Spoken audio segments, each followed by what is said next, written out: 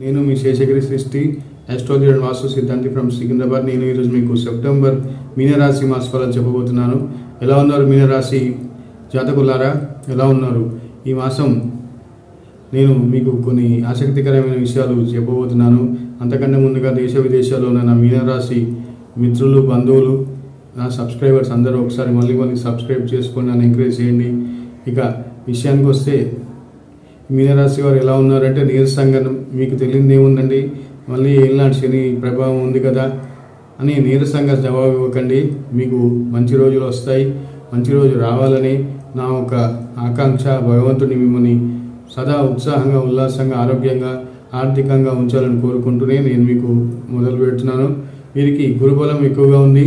So గురుబలం బాగుండడం వల్ల కొంతలో కొంత గృహంలో కావాల్సిన చిన్న చిన్న అరేంజ్మెంట్స్ ఏవో చేసుకోవాలని ఎప్పటి నుంచో అనుకుంటుంటారు. అవి చేసుకోవడం, చిన్న చిన్న గృహంలో గృహోపకరణాలు అంటే ఒక డైనింగ్ టేబుల్ కొనుక్కోవడము, ఒక ఇంటికి కావాల్సిన చిన్న చిన్న ఏదైనా ఐటమ్స్ కొనుక్కోవడము, ఎటో గిట్లా చేసి ఇంటికి కొంచెం రిపేర్లు చేయించుకోవడము, ఇంటికి పెయింట్లు వేయించుకోవడము, ఇలా ఇంటికి సంబంధించిన ఏదైనా మరమ్మతులు ఇట్లాంటివి చేస్తారు. ఇక ఇల్లు కొనుక్కోవాలనుకునే వారి ప్రయత్నం సగం వరకు సక్సెస్ అవుతుంది, పూర్తిగా అవుతుందని చెప్పలేము ఈ మాసం. ఎందుకంటే ఆయన ఉన్నాడు కదా, ఆ పెద్ద ఆయన ఆపుతుంటాడు వెనకాల నుంచి. అయినప్పటికీ మీరు ఆయనని శాంతింపజేసి ముందుకు వెళ్తే సగం పని అయిపోతుంది. లోన్స్ శాంక్షన్ అవ్వడం అవుతుంది.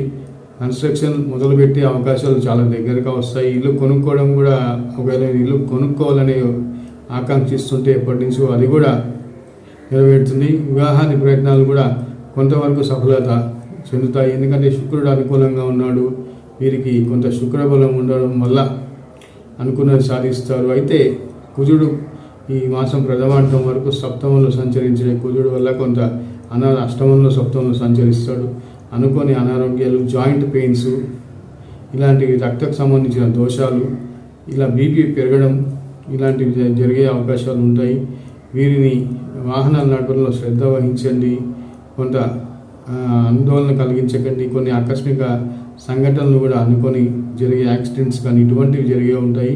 వాహనాలు నడపడంలో శ్రద్ధగా ఉండండి. నా వీడియో మీకు నచ్చితే లైక్ చేయండి. మీ యొక్క వ్యక్తిగత జాతకాన్ని